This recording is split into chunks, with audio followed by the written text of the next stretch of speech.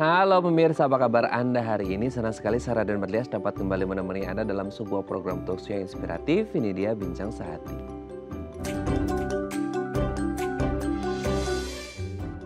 Ya pemirsa, mungkin kita sudah tidak asing lagi ya, udah familiar lah sama yang namanya penyakit cacar gitu ya, apalagi cacar air. Nah, belakangan ini kalau Anda browsing-browsing di HP atau di internet, Anda akan menemukan salah satu penyakit yang berjenis cacar, namanya adalah cacar monyet atau monkeypox. Nah, sebenarnya ini beda nggak sih sama cacar air ya yang biasa terjadi di Indonesia, terjadi di tubuh kita gitu ya, atau beda, atau penyebabnya apa dan gimana cara mengatasinya?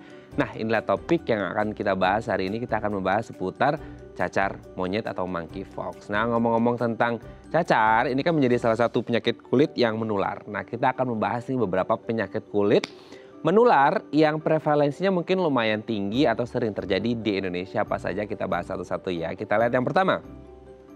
Herpes zoster. Nah, herpes zoster ini menjadi salah satu penyakit yang kalau dalam bahasa Indonesianya mungkin ya, bukan di bahasa medisnya atau bahasa klinisnya, adalah cacar ular. Wah, agak serem ya cacar ular. Mungkin dia bentuknya seperti mengular gitu ya kalau terjadi di tubuh kita gitu. Nah, ini menjadi salah satu contoh dari beberapa penyakit kulit menular. Salah satunya adalah cacar gitu ya, cacar ular. Yang kalau mulai terjadi ini kita merasa kayak ada ruam gitu ya, atau ada bintil-bintil berisi air, terus agak nyeri gitu ya kalau dipegang atau di bagian tubuh kalau ada cacar ular. Ini biasanya akan kerasa nyeri. Nah, hati-hati ya, jangan sampai Anda terkena namanya cacar ular. Namanya aja udah ngeri gitu ya. Oke, kita lanjut yang kedua pemirsa. Kudis. Nah, kudis gini.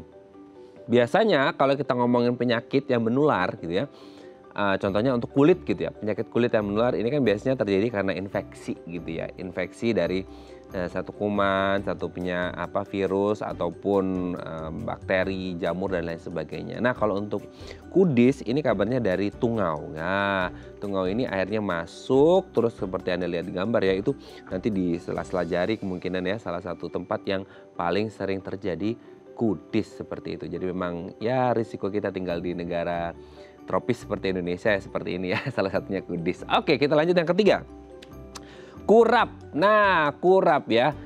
Kurap ini mungkin sudah familiar juga ya bagi kita, apalagi kalau kita tinggal di daerah yang mungkin lumayan lembab ya atau hangat gitu ya, sehingga ini bisa menyebabkan banyak sekali tumbuhnya jamur yang akhirnya menyebabkan atau sebagai salah satu penyebab terjadinya kurap seperti itu. Nah, ini menjadi satu hal yang harus diwaspadai ketika mungkin ada teman atau anggota keluarga kita yang mengalami kurap. Nah, hati-hati jangan sampai bersentuhan tangan langsung gitu ya, karena atau bersentuhan anggota tubuh atau kulit permukaannya, karena ini bisa menular. Jadi hati-hati kalau ada orang-orang di sekitar Anda yang mengalami kurap untuk jaga jarak dulu gitu ya. Oke, kita lanjut yang selanjutnya. Kutil. Nah, kutil ini kan seperti kita tahu ya, mungkin biasanya ada di telapak kaki atau di telapak tangan kita atau di sela-sela gitu ya. Ini merupakan daging yang tumbuh secara berlebih. Nah, ini kalau saya baca-baca penyebab utamanya gara-gara human papilloma virus atau HPV ya, seperti itu. Nah, ternyata kalau kita pikir selama ini kutil itu kayak ya udah kutil mah cuman daging tumbuh berlebih aja, tapi ternyata kabarnya ini bisa menular juga. Nah, bagaimana cara penularannya? Apakah dengan bersentuhan langsung ini bisa menular si kutil ini kepada orang lain atau seperti apa? Kan selama ini saya pikir tidak menular ya, ternyata kutil katanya bisa menular. Oke, kita lihat yang terakhir. Nah, ini yang juga erat kaitannya dengan topik kita hari ini, cacar monyet, yaitu cacar air. Nah, ini juga yang sering terjadi ya kalau orang mengalami cacar air. Hati-hati karena bisa jadi mungkin secara bersentuhan gitu ya antara fisik atau permukaan kulit, atau mungkin terkena cairan yang ada di dalam bentol-bentolnya si cacar ini bisa menyebar dan akhirnya menular ke orang lain. Nah, kabarnya ini juga menjadi salah satu penyakit kulit yang menular, cacar air. Oke, itu tadi beberapa penyakit kulit menular yang prevalensinya mungkin lumayan tinggi di Indonesia, dan kami akan membahasnya sesaat lagi. Tetap bersama kami di Bincang Sehati.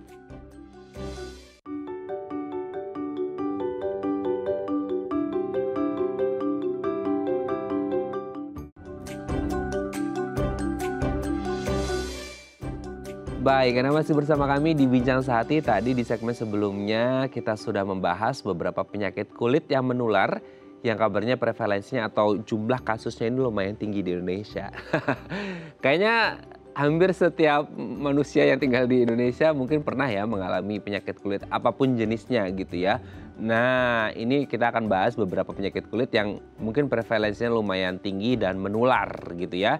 Yang sering terjadi di Indonesia apa saja. Kalau Anda pernah mengalami atau sedang mengalami, ayo disimak baik-baik mungkin ya gitu ya. Untuk mengetahui caranya untuk mengatasinya seperti apa. Nah, untuk membahasnya nih telah tersambung bersama kami di sambungan Zoom dengan Dr. Natalia Primadona SPDV, dokter spesialis kulit dan kelamin dari Rumah Sakit Royal Taruma. Selamat pagi Dr. Natalia, apa kabar?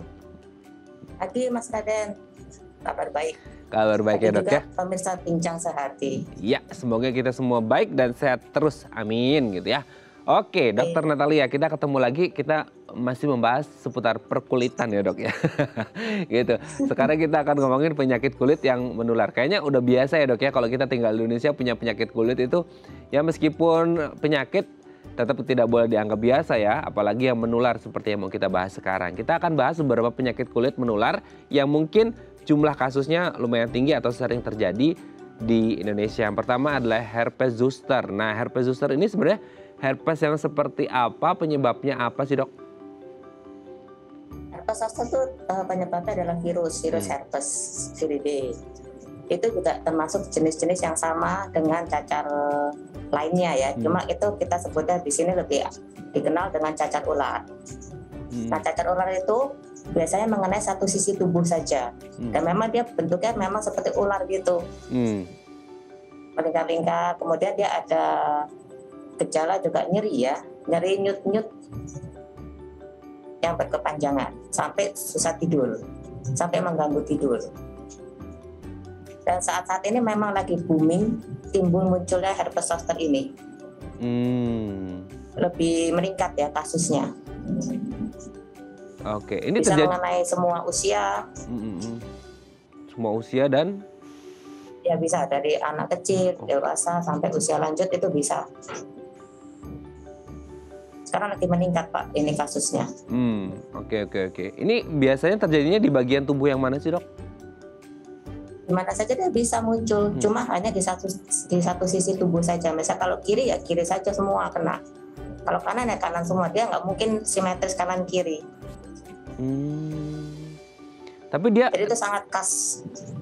Oke, tapi dia tidak menyeluruh ya dok ya, hanya di beberapa di satu titik di bagian kanan atau kiri tubuh seseorang gitu ya? Ya, tapi dia bisa melingkar. Misalkan dia kena di perut, nanti dia perut tuh bisa melingkar sampai ke punggung, tapi sebelah kanan saja. Oh, kenapa dia hanya satu sisi aja ya dok ya? Dan dia tahu cuma di sisi kanan atau kiri aja gitu? Iya, makanya virusnya pinter Pak. Oh, virusnya pinter sekali ya. Dia tahu orientasi jadi dia hanya arah di sisi ya. tubuh saja. Kemudian dia akan melingkar sesuai dengan tempatnya saraf, karena dia memang jalannya di saraf.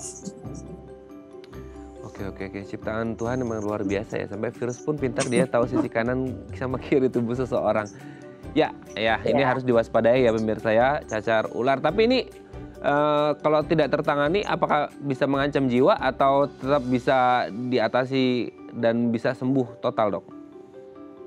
Ini bisa sembuh total, hanya dia ada gejala sisa kalau memang pengobatannya kurang tepat atau telat waktu pengobatannya. Waktu minum obat pertama itu terlambat.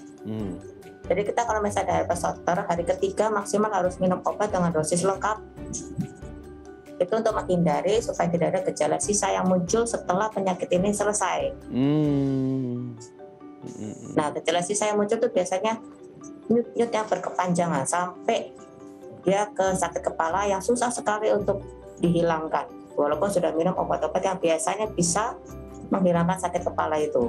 Oh, meskipun kondisi cacarnya udah nggak kelihatan lagi ya dok ya? Iya, sudah sembuh. Nanti dia akan muncul seperti itu kalau pengobatannya telat waktu atau dosisnya nggak tepat. Tuh, jadi kalau berobat dosis yang tepat dan disiplin minumnya ya dok ya?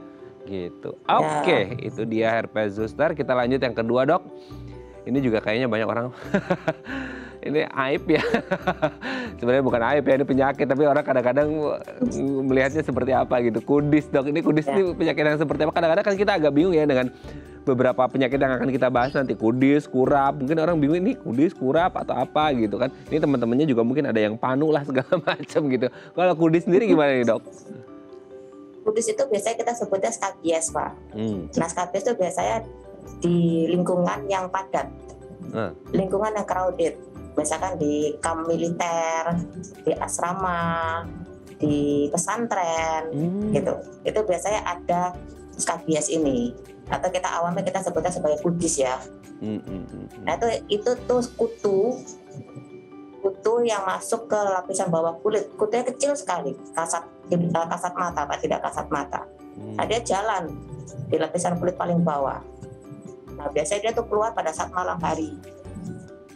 Nah, malam hari itu dia keluar ke kulit luar, kemudian dia akan menginfeksi bagian-bagian yang dingin. Misalkan di sela jari, di pergelangan tangan, pokoknya di kulit di mana suhunya tuh lebih dingin daripada suhu tubuh kulit lainnya. Tapi kenapa dia munculnya hanya di tempat-tempat yang padat orang ya, Dok ya, kayak di asrama, di pondok gitu itu? Ya, biasanya kalau di asrama, di pondok itu kan banyak orang di satu kamar yang sama ya. Jadi satu ruangan, tempat tidurnya tuh misalnya cuma 5. Cuma di situ banyak orang, misalnya 10 orang yang masuk ke situ. Ya, jadi ada satu orang yang mungkin higienis kurang baik, kemudian menularkan kutu itu ke orang-orang lainnya. Biasanya itu di crowded ya, di tempat-tempat yang padat, di satu ruangan tertutup. Ya, namanya juga pondok atau pesantren atau kamp militer itu kan biasanya ventilasinya kurang ya, Pak. Kurang kena sinar matahari, kurang pembersihan ruangan itu. Oke ya, berarti memang harus menjaga higienitas ya, apalagi kalau mungkin kita lagi di camp gitu ya, atau di pondok atau dimanapun, kira-kira kalau crowded orangnya harus jaga higienitas supaya semuanya sama-sama sehat ya, Dok ya. Oke, setelah kudis ada lagunya ya, Dok ya, kudis. Kurap gimana lagunya, lupa, Dok. Kurap. Gimana tuh, Dok, kurap? Kurap itu kita jamur ya, kurap itu jamur. Jadi jamurnya juga disebabkan biasanya karena kelembapan ya, yang nggak dijaga, kelembapan yang terlalu nggak bagus. Jadi itu menimbulkan tumbuhnya jamur di daerah situ. Itu juga nggak crowded area, tapi dia bisa menular ke orang lainnya. Dan biasanya kalau kayak begini, masyarakat tuh mengobati sendiri. Salep-salep yang bisa dibeli sendiri di luar gitu, tanpa harus resep dokter. Nah itu akan jadi tambah parah, makin numpuk, makin banyak. Nah itu kecenderungan untuk menularkan ke orang lain tuh lebih besar. Nanti kalau dia parah, udah luka-luka, udah bengkak, baru ke dokter. Dia bisa melebar gitu ya, Dok ya? Bisa melebar ke area-area? Ya, dia bisa melebar ya. Oke. Ciri khasnya tuh biasanya di tepinya tuh lebih merah daripada di tengah. Itu ciri khasnya ya, tapi nggak semua kurap punya bentuk seperti ini.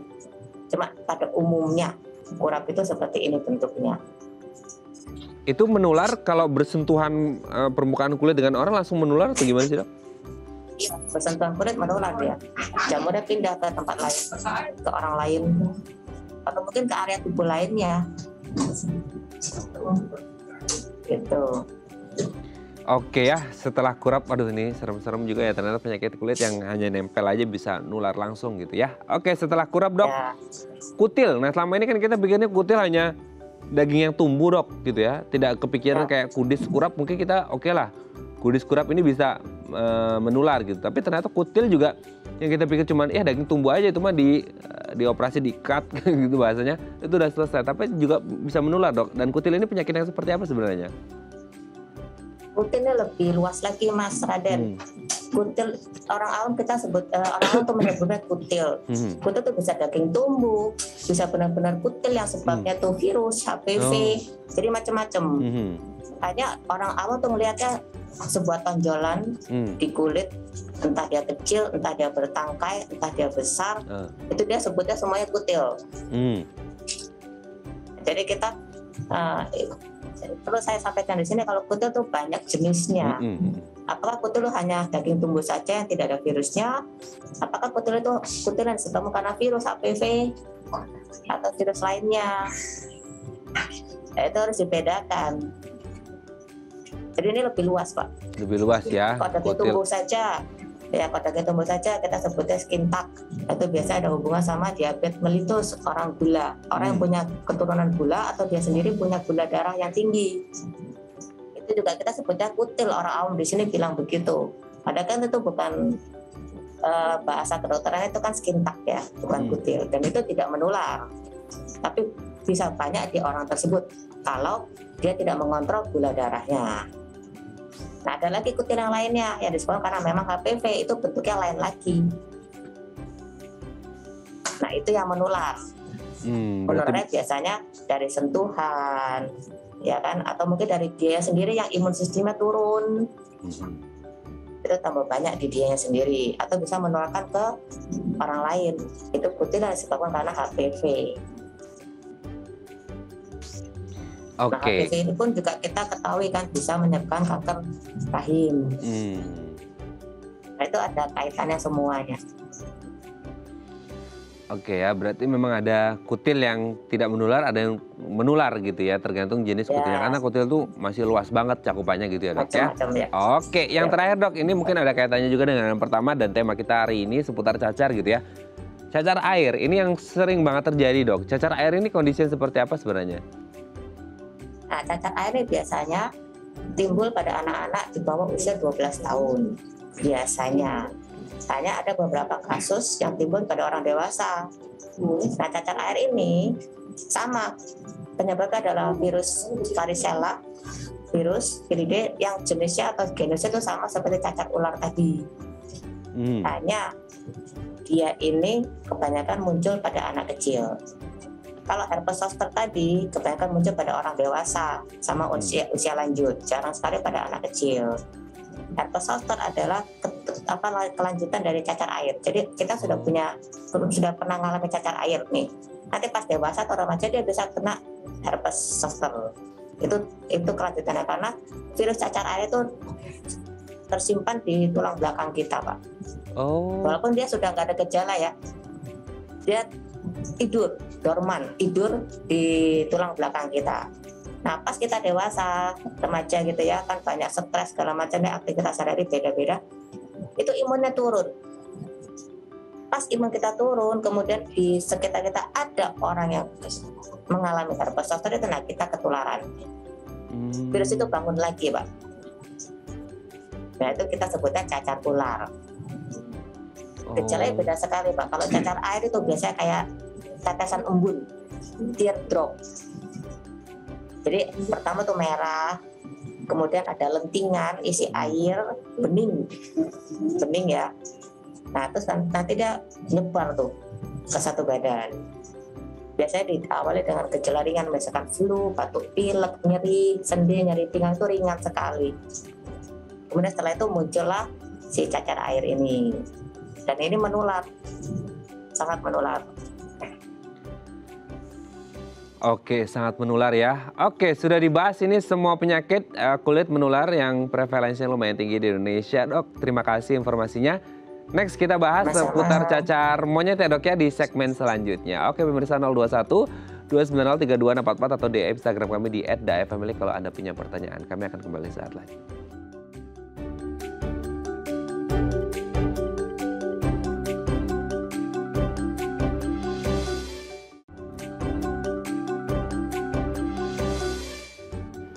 Baik, Anda masih bersama kami di Bincang Sehati. Kita masih membahas tema kita hari ini seputar penyakit kulit ya, cacar monyet yang sekarang lumayan viral atau trending kalau Anda browsing-browsing di sosial media atau di internet. Nah, kalau Anda punya pertanyaan seputar tema kita hari ini, Anda bisa menghubungi kami di nomor 021 290 3244 atau di Instagram kami di @daefamily. Kita masih bersama dengan Dr. Natalia Primadona SPDV, dokter spesialis kulit dan kelamin dari Rumah Sakit Royal Taruma. Dokter Natalia, kita lanjut lagi ya dok ya.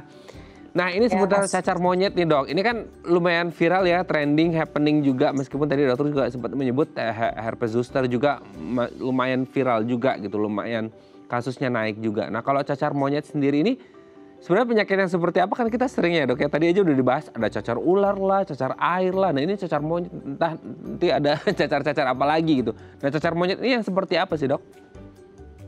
Ya kita disebut cacar itu karena memang bentuknya seperti cacar air. Hanya penyebabnya beda.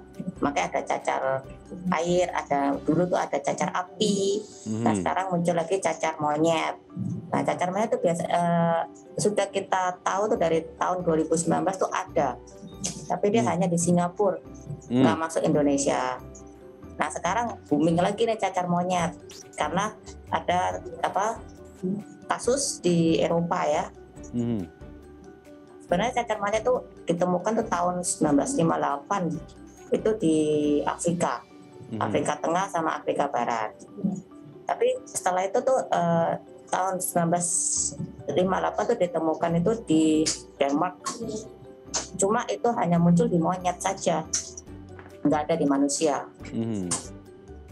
Nah kemudian nggak tahu mungkin berevolusi atau bagaimana, tahun 1970 itu baru ditemukan di manusia. Tapi itu pun di Kongo, Republic of Congo. Dan itu juga tidak menyebar ke benua lainnya. Gitu. Disebut cacar monyet karena memang gejala seperti cacar air, Mas. Jadi pertama dia muncul gejala seperti ya kayak sakit kepala, batuk pilek, nyeri punggung, nyeri pinggang gitu ya. Kemudian ada pembesaran kelenjar getah bening kayak gitu. Nah, kemudian setelah itu muncul 1 sampai 3 hari kemudian muncul ruam-ruam merah. Kemudian lanjut ke lentingan-lentingan seperti cacar air. Biasanya ada di wajah dulu. Kemudian dia menyebar ke ekstremitas tangan, kaki, badan. Nah, bedanya itu apa?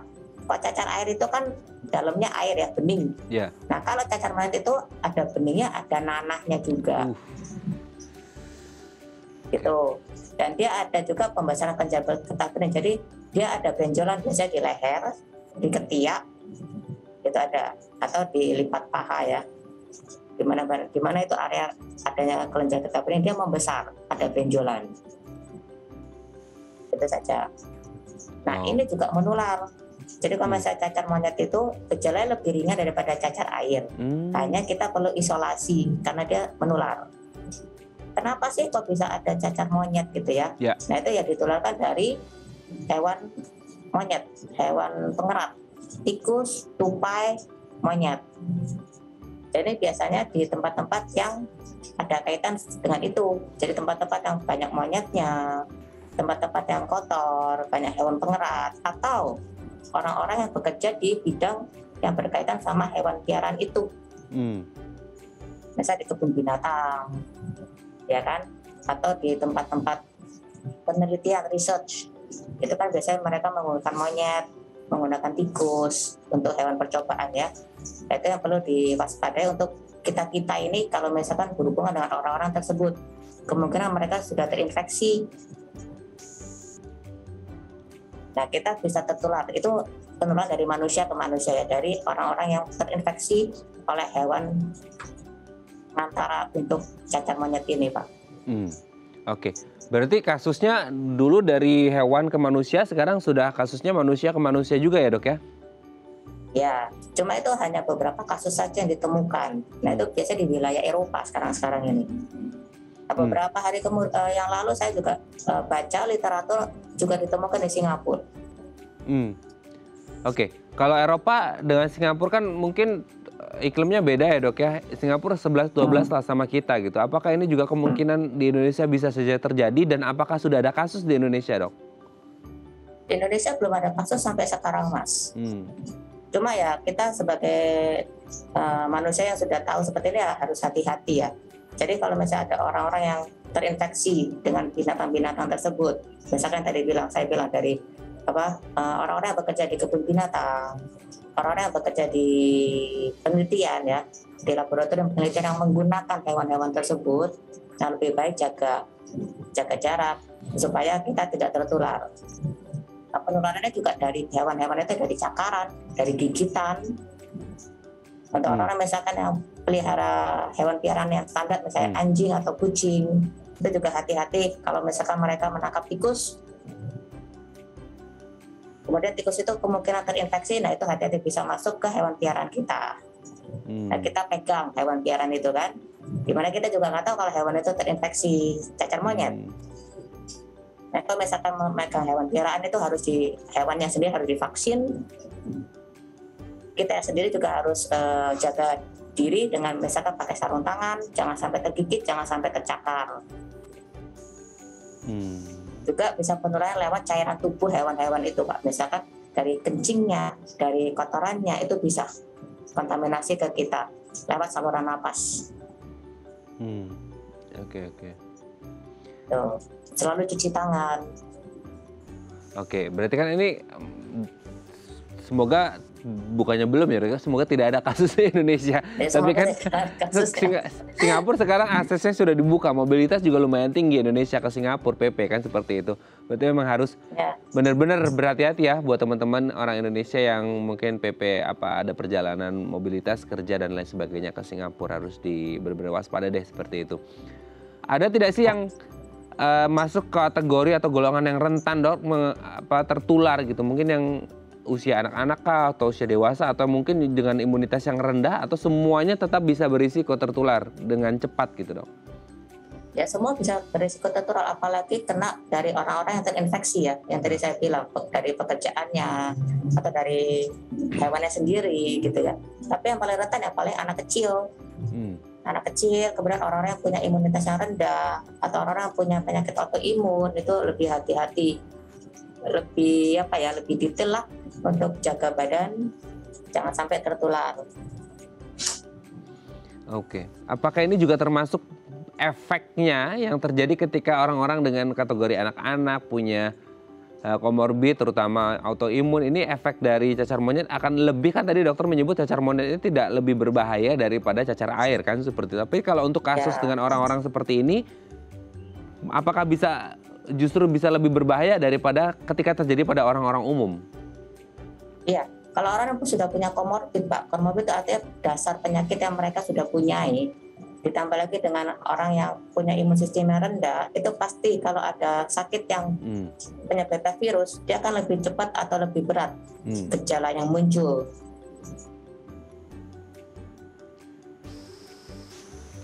Itu Pak yang bisa. Oke, berarti akan lebih berat jatuhnya ya gitu ya, Dok ya, untuk mereka-mereka yang punya mungkin anak-anak atau punya penyakit komorbid atau autoimun seperti itu. Oke, Dok, nanti kita akan lanjut lagi di segmen selanjutnya, apa yang bisa dilakukan gitu ya untuk pengobatannya dan pencegahannya, apa yang bisa tindakan preventif deh supaya tidak tertular ya dengan penyakit cacar monyet ini. Nanti akan kita bahas di segmen selanjutnya ya, Dok ya. Oke pemirsa, kalau Anda punya pertanyaan di 021 290 3244 atau DM Instagram kami di @daifamily, kami akan kembali saat lagi.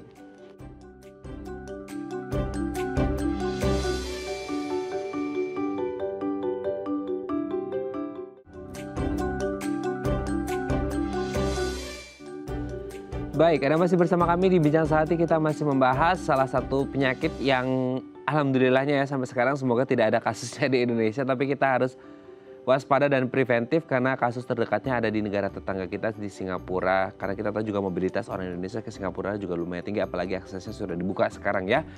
Cacar monyet. Nah, kalau Anda punya pertanyaan 021 290 3244 atau DM Instagram kami di @daifamily. Masih bersama dengan Dr. Natalia Primadona, SPDV, dokter spesialis kulit dan kelamin dari Rumah Sakit Royal Taruma. Dok, kita lanjut lagi. Tadi kan dokter sudah menyebut kalau ada gejala seperti ini berarti indikasinya ke cacar monyet. Nah, sebenarnya apa yang harus dilakukan ketika gejala-gejala ini sudah mulai muncul? Jangan sampai tadi karena cacar monyet notabene-nya lebih ringan daripada cacar air, banyak orang yang mengabaikan kan seperti itu. Apakah ini sifatnya self-limiting disease atau tetap harus ada diobati, Dok, ketika diagnosisnya gejala-gejala tadi sudah muncul gitu? Ya, biasanya kalau penyakit virus itu memang self-limited disease, Mas. Cuma untuk beberapa penyakit virus yang walaupun bisa self-limited disease, tapi kalau misalnya kita tidak kasih obat, itu dia bisa muncul gejala-gejala yang malah memperburuk keadaan utamanya. Jadi kita sebutnya ada infeksi sekunder. Jadi otomatis kalau masih ada penyakit yang disebabkan karena virus, kita lebih baik obati lebih segera, lebih baik. Nah, kalau misalnya cacar ini memang biasanya kita kasih hanya obat-obat simptomatik. Misalkan kalau ada panas ya kita kasih obat panas, ada nyeri kita kasih obat anti nyeri. Jadi simptomatis saja. Dan yang penting kalau masih ada cacar monyet, sudah tahu itu cacar monyet, biasanya itu kita lakukan tes darah, kemudian biopsi kulit. Dan itu nanti akan diperiksa secara khusus, jadi kita tahu oh ini cacar monyet gitu. Nah itu harus perlu isolasi karena itu menular. Oke, berarti kan penanganannya bisa jadi simptomatik karena mungkin akan berbeda ya dok ya antara satu orang dengan orang yang lain. Orang yang Nah, lain ya. biasanya ini perbedaan yang terjadi ini simptomatik ini gara-gara apa sih dok? Pengaruh daya tahan tubuh kah atau riwayat kesehatan seseorang kah atau mungkin sedikit atau banyaknya virus yang masuk gitu yang menempel di tubuh seseorang ini? Enggak juga ya mas. Jadi kalau misalnya gejala itu memang gejala ringan. Kayak misalnya batuk pilek saja, sakit kepala, udah minum obat sakit kepala juga nggak hilang-hilang juga. Kemudian ada nyeri pinggang, itu memang dia muncul ringan beberapa hari sebelum munculnya ruam merah itu. Semua cacar ya terutama itu gejala awalnya tuh seperti itu pada umumnya. Jadi kadang-kadang orang juga nggak sadar kalau itu dia akan mengalami cacar. Jadi dia hanya mikirkan cuma mungkin flu biasa. Sampai muncul ruam-ruam merah itu baru mungkin dia berobat. Oh, berarti nyarunya di awal itu seperti flu gitu, demam biasa gitu ya dok ya? Nah ini berarti kan ada setelah muncul ruam-ruam, bintil-bintil itu gitu, ini kan menjadi gejala awal, oh ini indikasinya langsung ke cacar, mungkin ke cacar monyet. Biasanya ada nggak sih dok masa inkubasinya berapa lama setelah dia benar-benar tertular atau menempel itu virusnya di permukaan kulit seseorang dok? Biasanya masa inkubasi itu 5-21 hari. Jadi sekitar 3 mingguan ya. 3 minggu dia merasa nggak enak terus badannya. Nah ini biasanya belum menular mas. Belum ya? Pas sudah muncul ruam merah itu 1-3 hari kemudian dari 21 hari itu baru tuh itu stadium menular. Sampai dia muncul lenting, isi air, kemudian ada isi nanah, kemudian dia mungkin merasakan ada benjolan di leher dia atau ketiak yang biasanya tidak ada. Nah itu harus lebih waspada ya. Itu sudah masuk ke cacar monyet gejala utamanya yang menularkan. Jadi bukan masa inkubasi lagi. Oke. Nah, kalau yang tadi di lipatan-lipatan seperti ketiak gitu, itu berarti hanya untuk kelenjar getah beningnya atau cacarnya juga bisa terjadi di situ, dok? Enggak, itu pembahasan kelenjar getah bening, di mana itu salah satu gejala yang khas untuk cacar monyet. Oke. Cacar yang lain nggak ada pembahasan kelenjar getah bening yang sebesar cacar monyet, mas. Kayak cacar ular, herpes zoster, dia tidak ada pembahasan kelenjar getah bening. Kecuali dia ada infeksi sekunder yang masuk. Misal dia sudah cacar, dia sudah herpes zoster nih, ya kan? Dia oleh sesuatu yang bikin malah luka. Ya kan dia pencet-pencet atau pecahin segala macam gitu, pakai tanaman-tanaman atau herbal segala macam itu direndam apa dikompres, kemudian jadi luka. Nah itu masuk infeksi sekunder kan. Nah kalau sudah masuk infeksi sekunder baru muncullah kelenjar getah bening pembesaran, pembengkakan. Kalau sudah ada infeksi sekunder. Sama cacar air juga gitu. Cacar air juga ada pembasaran kelenjar getah bening, tapi tidak seberat si cacar monyet. Nah kalau cacar monyet itu enggak. Begitu dia muncul 1-3 hari ruam merah itu, langsung dia muncul benjolan. Jadi itu khasnya. Oke, khasnya seperti itu ya. Ada di leher, di leher, di ketiak, atau di lipat paha. Area-area yang mempunyai kelenjar getah bening yang terbanyak. Oke ya, berarti memang salah satu khas ya kalau berbicara cacar monyet adalah ada pembengkakan kelenjar getah bening ya, biasanya di lipatan seperti ketiak gitu. Kalau di luar cacar monyet mungkin tidak ada pembengkakan gitu ya dok ya. Oke dok, sebelum kita lanjut, ini ada DM Instagram dari pemirsa, aku bacakan ya dok ya, ini dari Ibu Cynthia. Dok, kok kalau saya baca berita kasus cacar monyet jumlahnya terus naik? Ya mungkin ya, tapi tidak di Indonesia semoga ya. Dan lumayan tinggi ya di seluruh dunia. Oke, di seluruh dunia. Nah, apa secepat itu penularannya? Terus apa mengancam jiwa? Terus, ini kalau perempuan pertanyaannya ini nih, bisa balik mulus lagi nggak sih kalau sudah sembuh? Terima kasih. Dan ini kan kalau ngomongin cacar memang salah satu yang dikhawatirkan terutama untuk kaum hawa ya. Adalah bisa mulus lagi nggak? Karena mungkin punya pengalaman cacar air ada 1-2 titik yang akhirnya tidak bisa mulus ya, meskipun mungkin nanti kalau ketemu dokter Natalia juga bisa disulap jadi mulus lagi gitu ya dok ya. Nah kalau untuk cacar monyet ini sendiri seperti apa dok? Apakah secepat itu penularannya, mengancam jiwakah dan bisa balik mulus lagi atau enggak? Gimana nih? Ya, ca- biasanya sih kalau cacar monyet itu tidak mengancam jiwa ya. Kalau diobati secara dini, sedini mungkin. Begitu kita tahu ini cacar monyet, ya kita obati, gitu. Dan lebih penting lagi vaksin ya. Disinyalir, dianggap bisa mengurangi kecenderungan untuk munculnya cacar monyet itu di vaksin smallpox. Walaupun sampai sekarang smallpox ini bukan khusus untuk cacar monyet ya, tapi dia bisa mengurangi kejadian timbulnya cacar monyet smallpox. Biasanya itu pada anak kecil divaksin. Itu bisa mencegah supaya dia tidak mengalami cacar monyet ini. Dan juga ada lagi obat yang dianggap bisa mengobati, itu namanya tecovirimat. Tapi itu juga jumlahnya sangat terbatas, itu dipakai di Eropa sana untuk kasus-kasus di mana yang kena itu orang-orang yang berat badannya lebih dari 40 kilo atau lebih dari 13 kilo untuk anak kecil. Tapi itu pun juga jumlahnya terbatas untuk obat tersebut.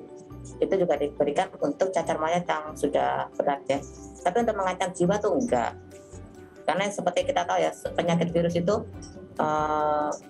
perlu keseimbangan dengan daya tahan imunitas kita.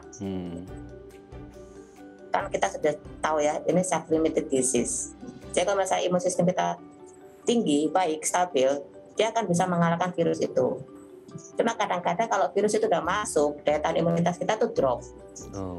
Untuk ngangkat lagi tuh susah, perlu waktu. Sedangkan kita kan berlomba sama virusnya supaya nggak makin berkembang di badan kita. Itu makanya pencegahannya sekarang yang paling bisa kita lakukan adalah jaga badan supaya imunnya tetap stabil. Mungkin dengan minum obat yang daya tahan imunitas, minum vitamin, dan mengurangi berhubungan dengan orang-orang yang bekerja berkaitan dengan hewan-hewan yang perantaranya untuk cacar monyet ini. Juga mencegah jangan pergi ke daerah-daerah endemis yang sekarang lagi banyak kasus cacar monyet. Jadi dikurangi dulu atau di stop dulu, jangan pergi ke negara-negara tersebut. Gitu. Nah kalau misalnya mau tahu bisa mulus lagi apa enggak, nah itu tergantung Mas. Tergantung. Biasanya kalau cacar itu kalau dia nggak infeksi, dia akan kempes sendiri, cuma warnanya itu agak coklat-coklat gitu. Tapi kalau dia ada infeksi sekunder, dia akan lubang. Pada infeksi sekunder biasanya kan ada nanah ya, sama kayak di cacar monyet ada nanah kan. Kalau ada nanah itu berarti kalau misalnya nanti penyembuhannya tidak sempurna, dia akan cekung kayak bopeng gitu, cekung-cekung. Nah itu yang agak susah diobati. Bisa diobati, hanya perlu waktu yang lebih lama daripada cacar yang sudah bekas tapi rata. Oke. Bisa. Tadi ditanyakan juga kenapa ya. Tadi ditanyakan juga kenapa kok bisa cepat menyebar ya. Kemungkinan dari cuaca ya. Di Eropa itu kan cuacanya kan dingin ya, kelembapannya itu nggak bagus juga. Itu bisa meningkatkan penyebaran tuh lebih besar daripada di Asia. Oke ya, berarti di Eropa penyebarannya lebih cepat ya dok ya, karena dingin ya. Jadi kita beruntung ya di sini agak panas-panasan dikit, nggak apa-apa. Oke ya, semoga ini bisa menjawab pertanyaan dari Bu Cynthia. Jadi jangan khawatir kalau ada apa-apa ya. Memang tidak akan preventif, tadi disebut sama dokter Natalia ya. Hindari dulu lah, kalau bisa stop dulu bepergian ke daerah-daerah endemis, mungkin yang paling dekat ke Singapura ya. Kalau memang urgent banget boleh seperti itu ya. Semoga bisa menjawab pertanyaan dari Bu Cynthia. Dok, ada nggak sih, ini kan infeksi virus ya dok, virus cacar gitu. Kalau terjadi pada ibu hamil ada efeknya nggak sih dok pada janinnya atau pada kesehatan ibu hamilnya, atau nanti ketika anaknya sudah lahiran gitu? Ya Pak, jadi kalau misalkan pada ibu hamil, kalau kena cacar itu ada efeknya ke janinnya. Jadi biasanya itu lebih di follow up lebih ketat oleh dokter kandungan mereka. Janinnya nggak terkena.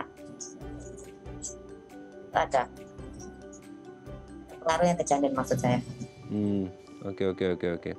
Nah, untuk penyembuhannya sendiri dok, kalau akhirnya ada orang yang mengalami ini ya dengan beberapa obat mungkin ya yang rekomendasi dokter Natalia, ini dia bisa berapa lama atau tergantung dari seberapa luas area yang terpapar si cacar monyet ini sendiri atau seperti apa sih dok untuk penyembuhannya?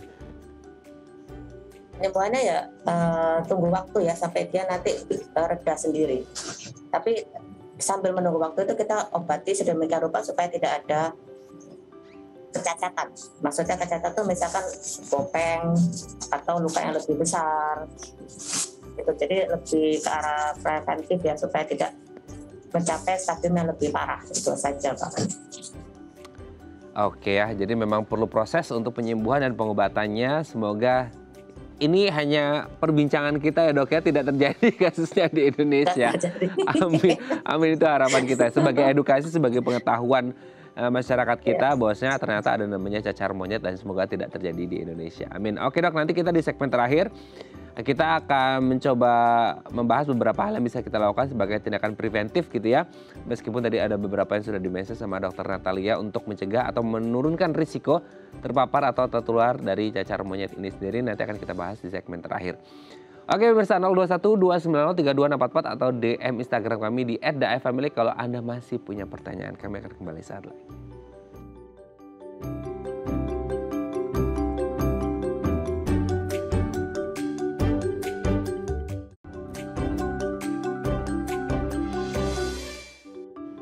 Baik, Anda masih bersama kami di Bincang Sehati. Kita masih bersama dengan Dr. Natalia Primadona SPDV, dokter spesialis kulit dan kelamin dari Rumah Sakit Royal Taruma. Dok, kita akan membahas tips gitu yang bisa dilakukan untuk mencegah atau meminimalkan risiko tertular cacar monyet, meskipun alhamdulillahnya gitu ya sampai sekarang tidak ada ya. Kita nggak mau ngomong belum ya, semoga tidak ada kasusnya di Indonesia. Perilaku hidup bersih dan sehat PHBS mungkin menjadi salah satu kunci ya dok ya?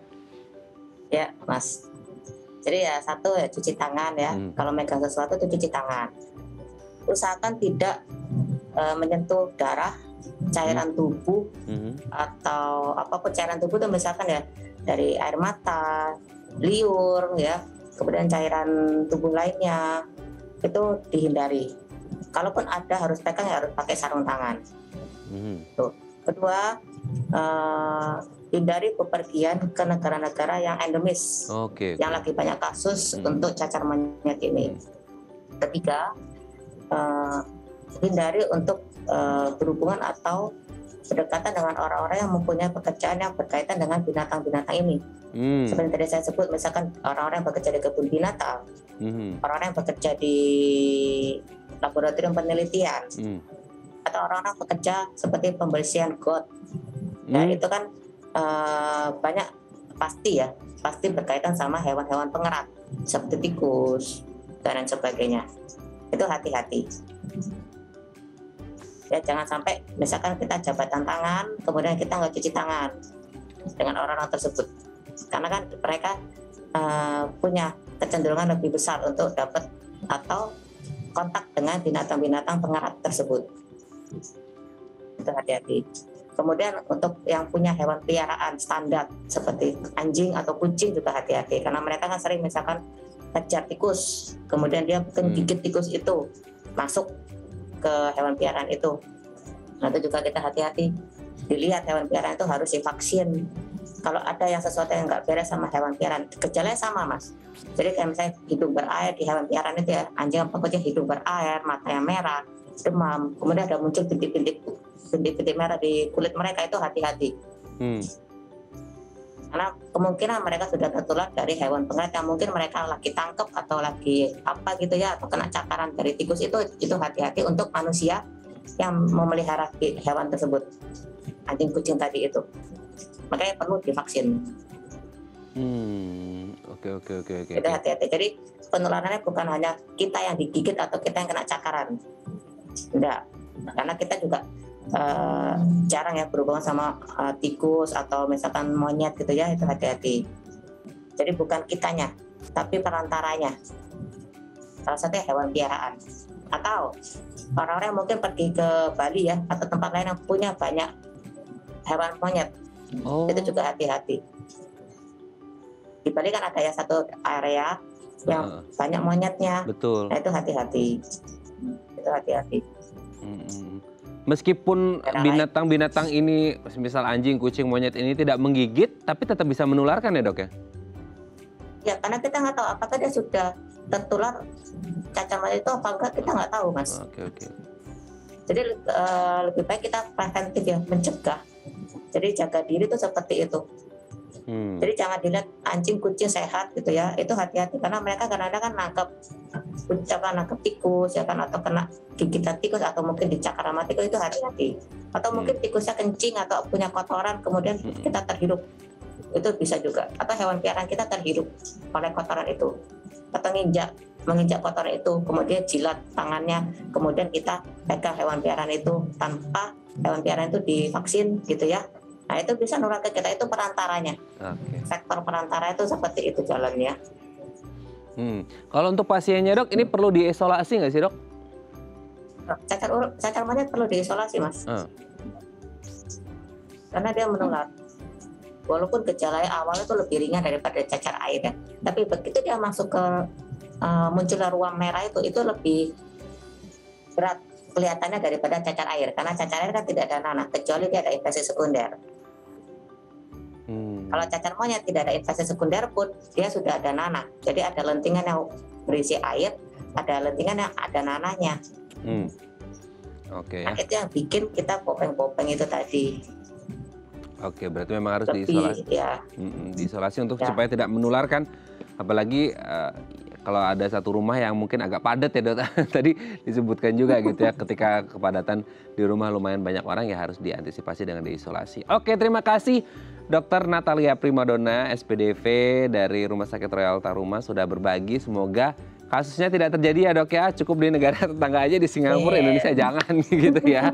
Kalau ada penyakit kulit yang lain, cacar-cacar, boleh deh ngobrol sama Dr. Natalia ya. Terima kasih dok, sehat selalu. Salam untuk keluarga di rumah dan teman-teman di rumah sakit. Selamat pagi dok. Oke pemirsa, itu tadi perbincangan kita seputar cacar monyet. Semoga bermanfaat ya. Saya Raden Madlias pamit, sampai jumpa dan selamat kembali beraktivitas. Tetap